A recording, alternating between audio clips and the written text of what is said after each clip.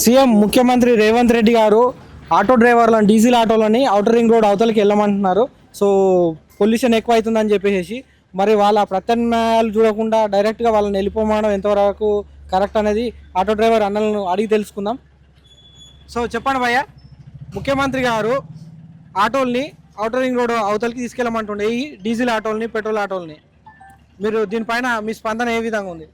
సరే, ఈరోజు వచ్చి మేము ఇంతవరకు గెలిపించుకున్నాం. కాంగ్రెస్ వస్తే ఏదో మంచి జరుగుతుంది అని చెప్పేసి మేము చాలా కష్టపడి ఈరోజు ఇంత కార్యకర్తల్లాగా మా దగ్గర వీడియోలు గిట్ట ఉన్నాయి. దాదాపు మావి 70 ఆటోలు, దాదాపు 70 ఆటోలు ప్రతి గల్లీ గల్లీ తిరిగి జెండాలు కట్టుకొని మీ కార్యకర్తల్లాగా తిరిగి చేసి ఆటో యూనియన్ నుంచి పని చేసి మిమ్మల్ని గెలిపించుకున్నది ఎందుకు?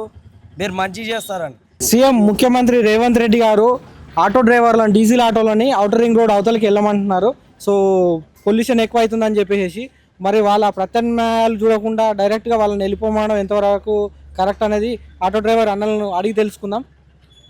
సో చెప్పండి భయ్య, ముఖ్యమంత్రి గారు ఆటోల్ని ఔటర్ రింగ్ రోడ్ అవతలకి తీసుకెళ్ళమంటుండే ఈ డీజిల్ ఆటోల్ని పెట్రోల్ ఆటోల్ని, మీరు దీనిపైన మీ స్పందన ఏ విధంగా ఉంది?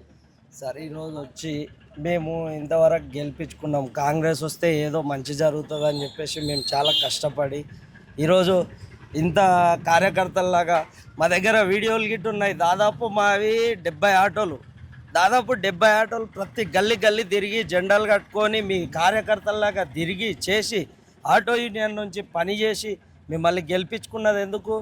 మీరు మంచి చేస్తారని.